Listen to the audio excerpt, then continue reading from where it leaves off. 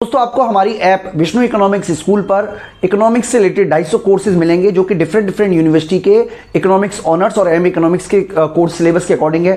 इसके अलावा UGC net का सिलेबस हम आप बच्चों को प्रोवाइड कराते हैं, यूपीएससी इकोनॉमिक्स ऑप्शनल का, इंडियन इकोनॉमिक्स सर्विसेज के। इसके अलावा डिफरेंट स्टेट बोर्ड में पीजीडी इकोनॉमिक्स की जो वैकेंसी निकलती है उनके भी हम सिलेबस प्रोवाइड कराते हैं। तो ये सारे के सारे कोर्स आपको हमारी ऐप विष्णु इकोनॉमिक्स स्कूल में मिलेंगे। दोस्तों 2015 से लेके 2022 तक के यूजीसी नेट के पास्ट ईयर क्वेश्चन पेपर हम सॉल्व कर रहे हैं। तो ये सारे के सारे क्वेश्चन पेपर आपके बहुत काम आने वाले हैं। और इसके अलावा हम जो भी हमारी टेस्ट सीरीज़ है वो भी हम तैयार करा रहे हैं। तो ये सारा का सारा कोर्स हम यूजीसी नेट के स्टूडेंट से करा रहे हैं। तो बच्चों मैं आपको बता देता हूँ कि आपको हमारी ऐप विष्णु इकोनॉमिक्स स्कूल में यूजीसी नेट के सारे question paper, video course, test series, notes सब कुछ वहाँ पे बच्चों अवेलेबल है। तो आप हमारी वीडियो मतलब इस पूरे के पूरे कोर्स को हमारी ऐप है विष्णु इकोनॉमिक्स स्कूल उसके माध्यम से एक्सेस कर सकते हैं। और इस वाली वीडियो में मैं आप बच्चों को 2015 में जो क्वेश्चन पेपर हुआ था 2015 में, दिसंबर 2015 में, उसका जो पेपर 3 है वो हम सॉल्व करा रहे हैं। और इस वीडियो में 1 से लेकर 25 क्वेश्चन तक हम आप सब बच्चों के लिए सॉल्व करवाएंगे और बाकी के जो क्वेश्चन होंगे वो हम आगे फर्दर वीडियो के माध्यम से आप बच्चों को कराते रहेंगे।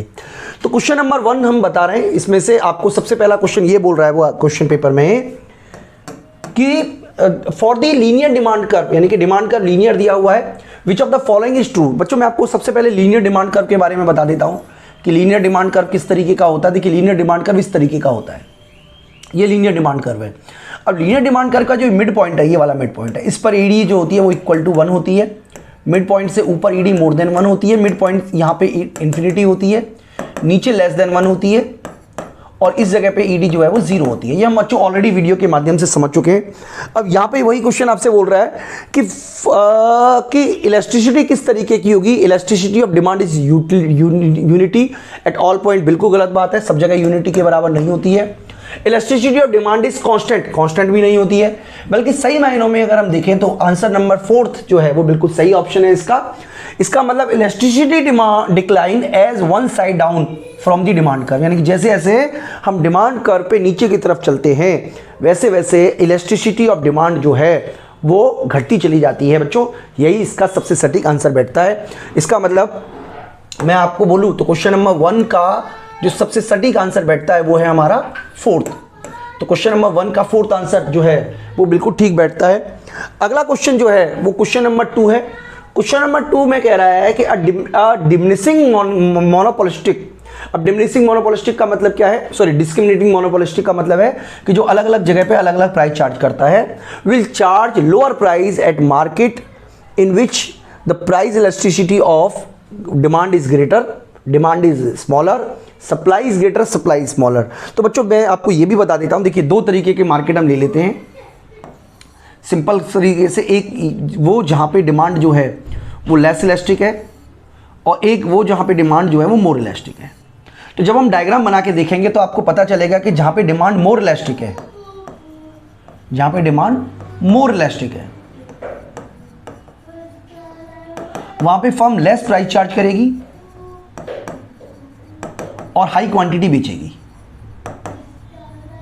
और जहां पे डिमांड जो है वो लेस इलास्टिक है वहां पर हाई प्राइस चार्ज करेगी और लेस क्वांटिटी में सामान बेचेगी। इसका मतलब ये वाला जो है जहां पे डिमांड मोर इलास्टिक है वहीं पर वो लो प्राइस चार्ज करेगी। इसका मतलब यहां पर हमारे को समझना है कि डिमांड इज ग्रेटर जगह होना बहुत जरूरी है अगर फर्म चाहती है लो प्राइस चार्ज करना। इसका मतलब दूसरे का जो सबसे सटीक आंसर बैठता है बच्चों मेरे हिसाब से क्वेश्चन नंबर 2 का जो सबसे सटीक आंसर है वो बैठता है नंबर 1। नंबर 1 का मतलब है कि जो इलास्टिसिटी होगी वो ग्रेटर होगी। तीसरा क्वेश्चन कह रहा है कि which of the public limited company. Public limited company क्या होती है बच्चों? पब्लिक लिमिटेड कंपनी वो होती है जिसके मालिक उसके शेयर होल्डर्स होते हैं। टाटा हो, रिलायंस हो, एचडीएफसी हो, ये सारी की सारी कंपनियां स्टॉक एक्सचेंज में लिस्टेड है और स्टॉक एक्सचेंज में लिस्टेड होने के कारण आप इनको खरीद और बेच सकते हो। और इसका जो वास्तविक मालिक होता है वो व्यक्ति जिसके पास शेयर होते हैं कंपनी के। तो शेयर होल्डर जो है वो इसके मालिक होते हैं। एमएनसी मालिक नहीं होती, फाइनेंशियल इंस्टीट्यूशन मालिक नहीं होते, सरकार मालिक नहीं होती, केवल वही व्यक्ति इसके मालिक कहलाते हैं प्राइवेट लिमिटेड कंपनी के जो कि इसके स्टॉक होल्डर होते हैं। इसके अलावा बिटवीन 2 सिचुएशन दी हुई हैं। For a firm profit maximisation and sale revenue maximisation. अब देखिए दोनों के डायग्राम अगर मैं आपको बना के दिखा दूं तो आपको अच्छी तरीके से कंसेप्ट समझ में आ जाएगा। तो यहां पे मैं सबसे पहले आपको क्या करता हूं, डायग्राम बना देता हूं। किसका डायग्राम है ये? प्रॉफिट मैक्सिमाइजेशन का और सेल्स मैक्सिमाइजेशन का।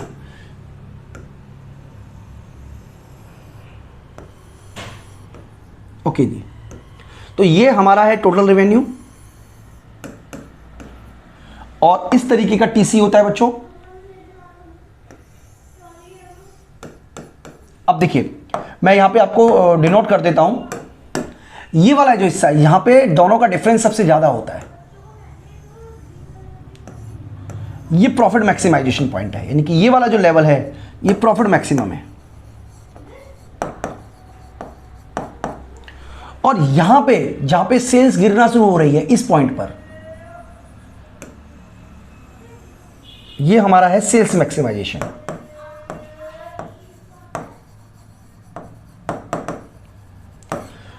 तो बच्चों प्रॉफिट मैक्सिमाइजेशन और सेल्स मैक्सिमाइजेशन समझने के बाद अब हम समझते हैं क्वेश्चन क्या कह रहा है। कह रहा है कि हमें ये बताना है कि प्रॉफिट मैक्सिमाइजर जो होगा वो सेल्स मैक्सिमाइजेशन की तुलना में क्या चीज रखता है। अब देखिए क्वांटिटी कम होगी, ये बात तो श्योर है, इसका मतलब हाई क्वांटिटी वाला तो हम काट ही देते हैं, ये दोनों पॉइंट तो बिल्कुल गलत माने जाएंगे, यानी कि लेस क्वांटिटी रखेगा। अब लेस क्वांटिटी का मतलब क्या है? High price.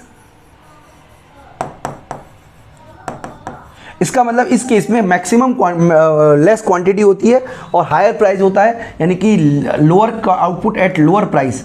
ठीक है, lower output and lower price या लोअर आउटपुट एट, ये दो ऑप्शन कैसे एक जैसे दे रखे हैं?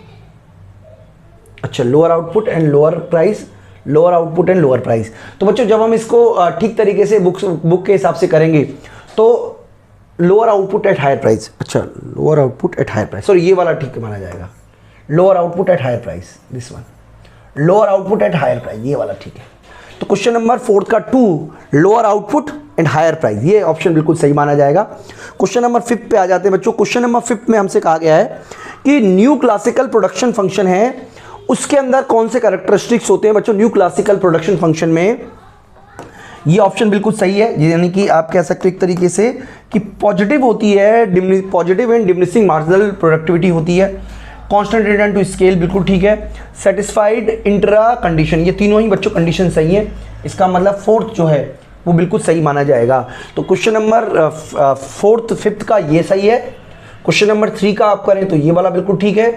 क्वेश्चन नंबर 1 की बात करें तो ये ठीक है, और क्वेश्चन नंबर इसकी बात करें तो दिस वन, यानी कि इस तरीके से बच्चों हमने 5 क्वेश्चन आप बच्चों को सॉल्व करके दिखाए। क्वेश्चन नंबर 6 की बात करते हैं। क्वेश्चन नंबर 6 में हम एक डायग्राम बनाया हुआ है और डायग्राम के माध्यम से हमसे पूछा गया है कि सप्लाई कर्व जो है कौन सा हिस्सा सप्लाई कर्व को डिनोट करता है, डीई, ये वाला डीई, सीबी, एबी और डीई, इनमें से हमें सही कौन सा है ये समझाना है। तो बच्चों कंसेप्चुअली पे हम एक बार कंसेप्ट को समझते हैं। एक बार आप याद करिए, हमने आपको एक शट डाउन पॉइंट बताया था जिसमें हमने आपको बताया था कि ये हमारी एवरेज रेवेन्यू है, ये एवरेज वेरिएबल कॉस्ट है, ये मान लीजिए हमारा एक फर्म को है लॉस हो रहा है, चलिए लॉस के कंडीशन को हटा देते हैं, चलिए लॉस बना दिया तो अब बना ही दिया, और ये एवरेज वेरिएबल कॉस्ट होता है, यानी कि फर्म जो है वो उत्पादन जारी रखेगी, लेकिन अगर मान लीजिए एवरेज वेरिएबल कॉस्ट प्राइस गिरकर इस पॉइंट पर आ जाता है, इस पॉइंट पर, तो इसका मतलब है कि इस केस में एवरेज रेवेन्यू और एवरेज वेरिएबल कॉस्ट बराबर हो गया, तो इसका मतलब ये वाला जो हिस्सा है वो शट डाउन हो गया। इसका मतलब अगर इससे नीचे प्राइस आता है तो फर्म किसी भी तरीके से सप्लाई नहीं करेगी, यानी कि एवरेज कॉस्ट से ऊपर वाला जो हिस्सा है मार्जिनल कॉस्ट, ये सप्लाई कर रहा है। यानी कि आपको समझना पड़ेगा कि जो एवरेज वेरिएबल कॉस्ट है ये वाला, इससे ऊपर का जो हिस्सा होता है ये सारा का सारा सप्लाई कर्व है, नीचे का हिस्सा सप्लाई कर्व नहीं है। इसका मतलब जो आंसर है सीबी, ये बिल्कुल सबसे सटीक माना जाएगा। तो इसका जो सबसे सटीक आंसर है क्वेश्चन नंबर 6 का वो 2 ही होगा। क्वेश्चन नंबर 7 की बात कर रहे हैं बच्चों, product differentiation is relative to the which set of following market. अब देखिए परफेक्ट कंपटीशन में तो प्रोडक्ट डिफरेंशिएशन होता ही नहीं है, तो जहां जहां परफेक्ट कंपटीशन है वो ग्रुप तो आप हटा ही दीजिए, ये दो तो हटे गए। अब हमें देखना है कि मोनोपोली जो है उसके अंदर और एक ओलिगोसोनी है। मोनोपोली के अंदर भी प्रोडक्ट डिफरेंशिएशन आमतौर पे नहीं होता, हालांकि मोनोपोली चाहे, मतलब कंसेप्चुअली तो हम ये कह सकते हैं कि मोनोपोली चाहे तो वो प्रोडक्ट डिफरेंशिएशन कर सकता है, लेकिन आमतौर पर वो प्राइस डिफरेंशिएशन करता है। मोनोपोलिस्टिक कंपटीशन में होता ही है प्रोडक्ट, ओलिगोपोली में होता ही है, ओलिगोसोनी में भी हो सकता है। यानी कि ये जो आंसर है 7th का 3rd वो बिल्कुल सटीक आंसर है बाकी के सबके मुकाबले। 8वें की बात करें बच्चों, इनपरफेक्ट फैक्टर में हमें लेबर एक्सप्लॉयटेशन के बारे में डिस्कस करना है कि लेबर एक्सप्लॉयटेशन क्या होता है, लेबर एक्सप्लॉयटेशन कैसे होगा, उसके बारे में हमें एक बार आप बच्चों को बताना है। मैं आपको एक बार डायग्राम के थ्रू भी बता देता हूँ, ये वाला देखिए। अगर हम ये मान लें कि ये हमारी है एवरेज मार्जिनल वेज और ये है हमारा एवरेज वेज, ओके जी। इसी तरीके से मान लेते हैं ये हमारी है मार्जिनल रेवेन्यू और ये वाला जो है दिस वन। तो ये हिस्सा जो है एक्सप्लॉयटेशन ऑफ लेबर को बता रहा है, ये वाला हिस्सा, ये हटा देते हैं इसको, इसकी जरूरत नहीं है अभी हमें। ये हिस्सा सॉरी, ये एक्सप्लॉयटेशन ऑफ लेबर को बता रहा है। तो इसका मतलब ये हुआ कि जब ARP is more than average cost, average wage हो, तो हमें देखिए टेक्निकल टर्म में समझना है। हालांकि ये जो ऑप्शन है इसमें से कोई और ऑप्शन बदले भी जा सकते थे, लेकिन अगर हम सेंस का यूज़ करें तो अगर मान लीजिए किसी को एवरेज रेवेन्यू जो है, यानी कि एवरेज रेवेन्यू ऑफ प्रोडक्ट, यानी कि उसको फर्म के द्वारा किया गया प्रोडक्शन, यानी कि जितना वो रेवेन्यू जनरेट करता है फैक्टर AF, वो ज़्यादा है एवरेज वेज से, तो वो एक्सप्लॉयटेशन है। इसके अलावा ARP मार्जिनल वेज से ज़्यादा है तो वो भी एक्सप्लॉयटेशन है। ये दो कंडीशन जो है वो एक्सप्लॉयटेशन को नहीं डिनोट करती है। तो इसका मतलब है कि 8वें का A और B जो है ये वाला ऑप्शन, तो ये सबसे सही माना जाएगा। 9वें क्वेश्चन की बात करें बच्चों, तो 9वें क्वेश्चन कह रहा है कि who amongst the following economist, इनमें से कौन से अर्थशास्त्री हैं जिन्होंने जोर डाला नॉन इकोनॉमिक फैक्टर पे। तो बच्चों non economic factor, economic factor, non economic factor, अगर आप कार्लडोर के ग्रोथ थ्योरी पढ़ोगे तो आपको ये पता चलेगा कि कार्लडोर ऐसे अर्थशास्त्री रहे हैं जिन्होंने नॉन इकोनॉमिक फैक्टर को भी जोर डाल के कहा जो आर्थिक विकास को प्रभावित करते हैं। यानी कि 9वें का जो 3 है वो सबसे सही माना जाएगा बाकी के मुकाबले। तो 9वें का जो 3 है वो आपको चुनना है बच्चों। 10वां क्वेश्चन तो देखिए हमने करवाया नहीं है, ये वाला कंडीशन है, लेकिन अगर आप बुक में देखेंगे, हालांकि अब सिलेबस में ये रहा भी नहीं है, जो नया सिलेबस है उसमें, लेकिन 10वें क्वेश्चन का जो सबसे सटीक आंसर है वो ये है बच्चों। तो ये आप अपने आप सेल्फ कीजिएगा। 11वें क्वेश्चन पे आ जाते हैं। 11वां क्वेश्चन कह रहा है कि exponent the carp Douglas production represent, क्या जो कार्प डगलस है वो क्या दिखा रहा है। कार्प डगलस का ये देखिए L अल्फा K बीटा, ये कार्प डगलस का प्रोडक्शन फंक्शन है। ये दिखाता है कि दोनों की इलास्टिसिटी क्या है, ये भी सही बात है, आउटपुट इलास्टिसिटी ऑफ फैक्टर। इसके अलावा दोनों फैक्टर के कितना शेयर है, share of factor income in total income, ये भी दिखा रहा है, बिल्कुल सही बात है। तो इसका मतलब है कि ये दोनों चीज़ों को डिनोट करता है। तो इसका जो सबसे सटीक आंसर है वो ये वाला है, तीसरा। तो 11 का 3rd जो है वो इसमें से चुना जाएगा बाकी के मुकाबले। 14 क्वेश्चन पे आ जाते हैं बच्चों।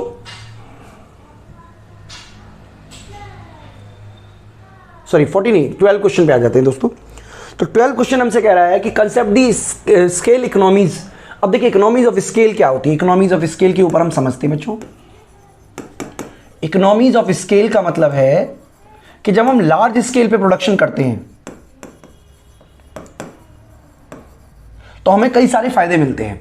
अब इकोनॉमीज ऑफ स्केल जो है वो मिलती है रिटर्न टू स्केल के अंदर। Return to scale, return to scale बताता है कि अगर हम फैक्टरों को दुगना कर दें, यानी कि इन्होंने जो टेक्नोलॉजी है उसको कांस्टेंट माना है, और लॉन्ग रन में यानी कि ये मानता है रिटर्न टू स्केल कि गिवन टेक्नोलॉजी में अगर हम फैक्टरों को दुगना कर दें तो प्रोडक्शन जो है वो दुगने से ज़्यादा भी हो सकता है, दुगने के बराबर भी हो सकता है, दुगने से कम भी हो सकता है। डिपेंड करता है इकोनॉमीज एंड डिसइकोनॉमीज ऑफ स्केल पर। इसका मतलब इसकी बात करें तो एक तो ये लॉन्ग रन का है, long run with constant technological coefficient, तो बिल्कुल सही माना जाएगा बच्चों। वेरिएबल टेक्नोलॉजी नहीं होती, शॉर्ट रन की बात तो हम करेंगे ही नहीं। तो लॉन्ग रन में कांस्टेंट टेक्नोलॉजी के बेस पर जो प्रोडक्शन फंक्शन है वो कहलाता है बच्चों हमारा स्केल ऑफ इकोनॉमिक्स से रिलेटेड है। तो वो हमने आप बच्चों को सिखाई दिया है और मैं उम्मीद करता हूं कि आपको समझ में आया भी होगा अच्छी तरीके से। नेक्स्ट क्वेश्चन, तो बच्चों अब क्वेश्चन नंबर 13 आप बच्चों के लिए हम सॉल्व कराते हैं। क्वेश्चन नंबर 13 हमसे क्या कह रहा है, एक बार आप वो देखिए। देखिए सबसे पहले हम कह रहा है Cobb Douglas production function. Cobb Douglas production function मतलब आप इस तरीके से लिख सकते हो, ये देखिए। इसके बाद कह रहा है कि टू इनपुट से कैपिटल एंड लेबर, ठीक है, share of capital and labour in total output are 1/4 and 3/4, यानी कि ये वाला जो हिस्सा है ये है हमारा 1/4 कैपिटल का और लेबर का जो हिस्सा है वो है हमारा 3/4। तो चलिए हमने ये लिख दिया है। इसके अलावा कह रहा है rate of growth of capital and labour. अब लेबर में जो ग्रोथ हो रही है वो हो रही है, कैपिटल में जो ग्रोथ हो रही है वो 8% की हो रही है और लेबर में जो ग्रोथ हो रही है वो हो रही है 4% की। ओके जी, और जो टेक्नोलॉजिकल ग्रोथ है वो 3% की है। तो बच्चों इस तरीके से देखिए हम लिखते हैं इसको, जब हम परसेंटेज की बात कर रहे हैं तो 3% प्लस 4 इंटू 3/4 प्लस 8 इंटू 1/4, इस रूप में इसको लिखेंगे। तो अगर हम ये सॉल्व करने बैठेंगे बच्चों तो ये 3 आएगा और ये 2 आएगा। तो इस तरीके से जो सही आंसर है वो 8% है, यानी कि इसका जो सबसे सटीक आंसर बैठता है वो ये वाला बैठेगा जो कि 13 का 4th है। ये आपको क्लियर हो जाना चाहिए। बात करें बच्चों क्वेश्चन नंबर 14 की, तो देखिए 14 क्वेश्चन को भी हम एक बार समझते हैं। 14 क्वेश्चन हमसे क्या कह रहा है, 14 क्वेश्चन में हमसे बोला गया है कि which of the following condition is most likely to be benefit of debtors under new classical economics framework. यानी कि न्यू क्लासिकल इकोनॉमिक्स है डेटर्स, देखिए डेटर्स वो होता है जो उधार लेता है। मैं आपको एक एग्जांपल से समझाता हूं। मान लीजिए कि ए ने उधार लिया, ए ने जो है वो बोरो किया बी से, फ्रॉम बी। तो जब बी बोरो करेगा तो वो दो चीजों को शामिल करता है, एक तो real interest rate, real rate of interest, और दूसरा है इन्फ्लेशन। यानी कि जब हम बात करते हैं आई की तो आई का फॉर्मूला होता है आर प्लस दिस वन। अब हम ये मान लें कि ये हमारी एंटीसिपेटेड है, मान लीजिए एंटीसिपेटेड है, तो इसका मतलब है कि वो रियल टर्म में 5% लेना चाहता है और वो मान के चलता है कि 5% इंटरेस्ट रेट रहेगा, मतलब इन्फ्लेशन रहेगी, तो वो 10% चार्ज कर लेता है। और इस केस में जब वो 10% चार्ज करेगा और अगर ये दोनों बराबर बराबर हो तो डेटर्स को ना फायदा होगा ना नुकसान होगा। अब बात समझिएगा ध्यान से, अगर मान लीजिए कि जो ये वाला जो हुआ वो एक्सपेक्टेड से ज़्यादा निकल आया, इसका मतलब एक्चुअल इंटरेस्ट रेट, एक्चुअल में जो इन्फ्लेशन हुआ वो निकल आया 8%। इसका मतलब ये हुआ कि अगर 8% रहता है तो जो रियल इंटरेस्ट उससे मिलेगा वो मात्र 2% मिलेगा।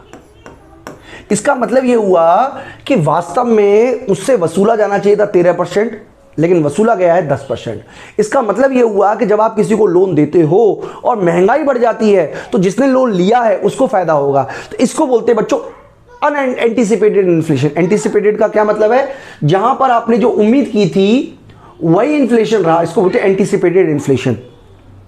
एंटिसिपेटेड इन्फ्लेशन में डेटर को नुकसान नहीं होता ना फायदा होता है, लेकिन अगर अनएंटिसिपेटेड इन्फ्लेशन है तो डेटर्स को फायदा मिलेगा। यही बच्चों पूरी की पूरी कंसेप्ट है, पूरी की पूरी थ्योरी है।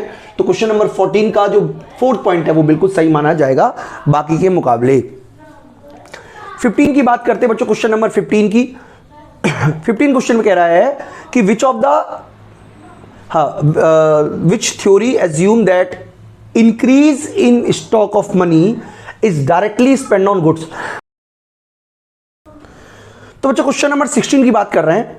क्वेश्चन नंबर 16 हमसे कह रहा है, क्वेश्चन नंबर 16 कह रहा है कि हेरोड-ओमर का जो मॉडल है, ग्रोथ मॉडल, इसके अंदर if warranted growth below the natural growth rate, देखिए मैं आपको समझाने की कोशिश कर रहा हूं। ये कह रहा है कि जो वारंटेड ग्रोथ रेट GW वो लेस देन है नेचुरल ग्रोथ रेट से। तो इस स्थिति में जो इन्फ्लेशनरी प्रेशर आएगा यानी कि इन्फ्लेशन आएगा। अब यहां पे बात की अनएम्प्लॉयमेंट की, तो बच्चों जानते हैं कि जब इन्फ्लेशन हाई होता है तो अनएम्प्लॉयमेंट कम होती है, इसका मतलब अनएम्प्लॉयमेंट डिक्रीज होनी चाहिए। तो यहां पर हमारा जो आंसर माना जाएगा वो ये वाला माना जाएगा। हालांकि बुक में आप देखोगे तो 1 आंसर दे रखा है, लेकिन मेरे हिसाब से क्वेश्चन नंबर 16 का 3 जो है वही सबसे बेस्ट आंसर रहेगा बाकी के मुकाबले, यानी कि कंटिन्यूसली डिक्रीज इन अनएम्प्लॉयमेंट। 17 की बात करते हैं बच्चों। 17 में वेज डिटरमाइन किस तरीके से होता है, देखिए ये वाला पॉइंट तो बिल्कुल समझ लीजिए कि मॉडर्न थ्योरी कहती है कि वेज डिटरमाइन वहाँ होता है जहाँ demand of labour and supply of labour बराबर बराबर हो। इसके अलावा ये वाला पॉइंट भी बिल्कुल सही है, ये क्लासिकल थ्योरी सॉरी जो हमारी मार्जिनल प्रोडक्टिविटी थ्योरी है जिसमें बताया गया है कि एमआरपी और मार्जिनल वेज बराबर बराबर होगा, वहाँ पे होता है। इसका मतलब ये 2 पॉइंट जो हैं वो सही नहीं है, तो 17 का जो सबसे सही आंसर माना जाएगा वो 1 माना जाएगा, जिसमें वे 1 और 2 दे रखा है, तो 17 का आप 1 आंसर टिक कर सकते हैं। 18 क्वेश्चन पे आ जाते हैं बच्चों। 18 क्वेश्चन कह रहा है कि according to Harrod neutral technological progress technological progress क्या होती है। देखिए उन्होंने कहा कि 3 तरीके के टेक्नोलॉजिकल प्रोग्रेस होते हैं। एक है कैपिटल आर्गुमेंटेड। देखिए मैं आपको सिंपल तरीके से समझाने की कोशिश करता हूँ। मान लीजिए हम बात करते हैं लेबर अपॉन कैपिटल की, तो मान लीजिए 10 लेबर हैं और 5 कैपिटल है, सिंपल तरीके से समझें तो ये 2 आंसर आएगा। कैपिटल आर्गुमेंटेड तब कहलाएगी जब हमारा कैपिटल घट जाए और सॉरी लेबर कांस्टेंट रहे और कैपिटल घट जाए, तो इसका मतलब ये जो है ये हमारा कहलाएगा एक तरीके से कैपिटल आर्गुमेंटेड टेक्नोलॉजी चेंज। इसी तरीके से अगर लेबर घट जाए तो वो कहलाएगा लेबर आर्गुमेंटेड कैपिटल चेंज। लेकिन अगर हम चाहते हैं टेक्नोलॉजी जो है वो न्यूट्रल बनी रहे, तो इस केस में both labour and capital augmented technology होती है। यानी कि इस केस में ये वाली कंडीशन की जगह आप ये वाली कंडीशन में पहुंच जाए, मान लीजिए 8/4, तो उस केस में आपकी जो टेक्नोलॉजी है वो कहलाएगी न्यूट्रल टेक्नोलॉजिकल प्रोग्रेस। तो इसका मतलब 18 का जो 3 पॉइंट है वो बिल्कुल सही माना जाएगा बच्चों बाकी के मुकाबले। तो अगर मुझे चुनना हुआ तो मैं 18 का 3 ही चुनूंगा, कोई और नहीं चुनूंगा। इसके अलावा 19 की बात करें तो 19 क्वेश्चन में हमसे बोला गया है कि capacity creating aspect of investment. अब देखिए हेरोडोमर में जब डॉमर की मॉडल की बारी आएगी तो यही कंसेप्ट वो बताने की कोशिश कर रहे हैं कि इन्वेस्टमेंट किससे कैपेसिटी क्रिएट होती है, जिससे ग्रोथ होता है। आप डॉमर का मॉडल भी हमारे ऐप में पढ़ सकते हो वीडियो के माध्यम से। तो ये वाला आंसर ही हमारा माना जाएगा। 20 क्वेश्चन पे आ जाते हैं बच्चों। 20 क्वेश्चन हमसे कह रहा है, क्या कह रहा है ध्यान से समझिएगा। 20 क्वेश्चन कह रहा है कि the rate at which bank lend to RBI. बच्चों जिस रेट पर आरबीआई कमर्शियल बैंक को लोन देती है उसको बोलते हैं बैंक रेट या रेपो रेट। और अब रेपो रेट शॉर्ट टर्म के लिए होता है, बैंक रेट लॉन्ग टर्म के लिए होता है। और जिस रेट पर कमर्शियल बैंक आरबीआई में पैसा डिपॉजिट करती हैं या लैंड देती है उसको बोलते हैं रिवर्स रेपो रेट। इसका मतलब ये वाला जो हिस्सा है रिवर्स रेपो रेट कहलाता है बच्चों, तो ये आप याद रखिएगा। अब हम 5 क्वेश्चन हमारे बचे हुए हैं वो भी हम आप बच्चों को सॉल्व कराते हैं। क्वेश्चन नंबर 21 पे आ जाते हैं। क्वेश्चन नंबर 21 कह रहा है कि एके मॉडल जो है इंडोजीनियस ग्रोथ मॉडल वो है, बिल्कुल सही बात है। एके मॉडल जो है वो इंडोजीनियस ग्रोथ मॉडल है, आप ऐप में देख भी सकते हो। And this is due to absence of diminishing return to scale and respect और टू कैपिटल। बिल्कुल सही बात है बच्चों, यही इसका आंसर है, रीजन है। तो ये है हमारा 21 का ए। 22 की बात करें तो अकॉर्डिंग टू कार्ल मार्क्स की थ्योरी बच्चों पढ़ा रखी है। कार्ल मार्क्स की थ्योरी बताती है कि जैसे जैसे आप कैपिटल टेक्नोलॉजिकल ग्रोथ होता है, पूंजीपति जो है वो नई नई मशीनों का यूज़ करेगा, लेबर को घटाता चला जाएगा। तो यही जो चीज़ है वो कहलाता है ऑर्गेनिक कंपोजिशन ऑफ कैपिटल। तो ये वाला बिल्कुल सही बात है बच्चों। जैसे जैसे टेक्नोलॉजिकल चेंज होता है कैपिटलिस्ट इकोनॉमी में ऑर्गेनिक कंपोजिशन ऑफ कैपिटल होता है, यानी कि वो जो भी पैसा देगा लेबर को कम देगा, कैपिटल जो सरप्लस बचेगा जो कैपिटलिस्ट के पास बचेगा वो री इन्वेस्टमेंट कर देगा। और इसकी वजह टेक्नोलॉजिकल प्रोग्रेस है। बिल्कुल सही बात है बच्चों। तो इसका मतलब ये वाला जो पॉइंट है 22 का वो बिल्कुल सही माना जाएगा। 23 की बात करें तो अ लेस इलास्टिक, देखिए 23 के लिए तो मुझे डायग्राम ही बनाना पड़ेगा, मैं आपको डायग्राम बना के ही समझाने की कोशिश करूंगा।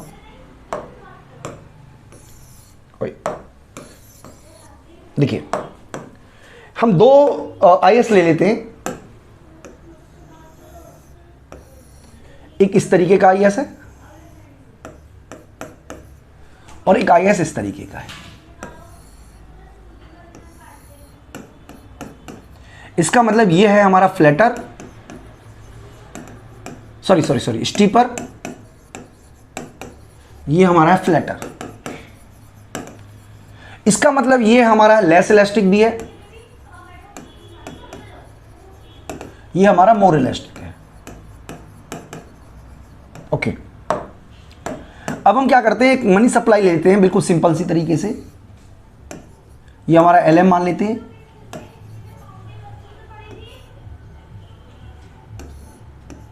एलएम। ये हमारा इंटरेस्ट रेट है, ये जीडीपी है। ये इंटरेस्ट रेट है, जीडीपी है। अब अगर इंटरेस्ट रेट ज़्यादा चेंज होता है तो और जीडीपी कम चेंज होती है तो इसका मतलब है कि मॉनेटरी पॉलिसी जो है वो इनइफेक्टिव रहेगी। हम मॉनेटरी पॉलिसी चेंज करके दोनों पे इफेक्ट जानने की कोशिश कर रहे हैं। और अगर जीडीपी ज़्यादा चेंज होती है, इंटरेस्ट रेट कम चेंज होता है, तो जीडीपी जो मॉनेटरी पॉलिसी है वो ज़्यादा इफेक्टिव रहेगी। ये हमें समझना है। यहाँ पे वो कह रहा है क्वेश्चन नंबर 23 में कि monetary policy is more effective. अब देखिए मॉनेटरी पॉलिसी हम चेंज कर रहे हैं, वो हम समझने की कोशिश कर रहे हैं कि कौन सी पॉलिसी इफेक्टिव रहेगी। तो हम क्या कर रहे हैं, मॉनेटरी पॉलिसी को चेंज करके देख रहे हैं।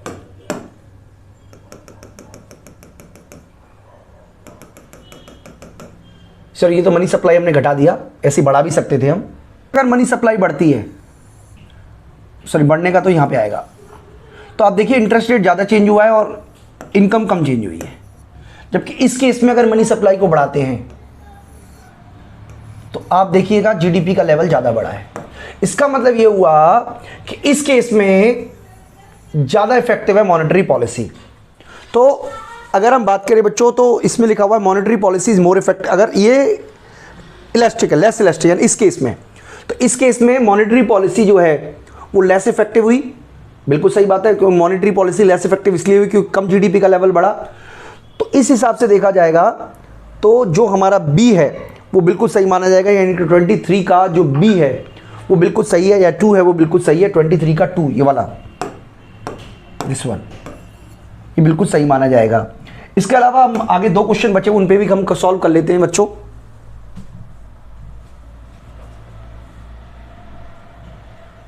हाँ 24, कंसिडर द फॉलोइंग। कुछ कंडीशन हमें दी हुई है जिनको हमें फॉलो करना है।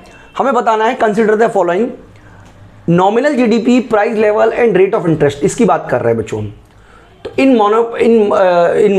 जो मॉनेटरिस्ट इकोनॉमिस्ट हैं उनका क्या मानना है वो हम आपको एक बार बताएं। उससे पहले एक बार डायग्राम बना देते हैं बच्चों।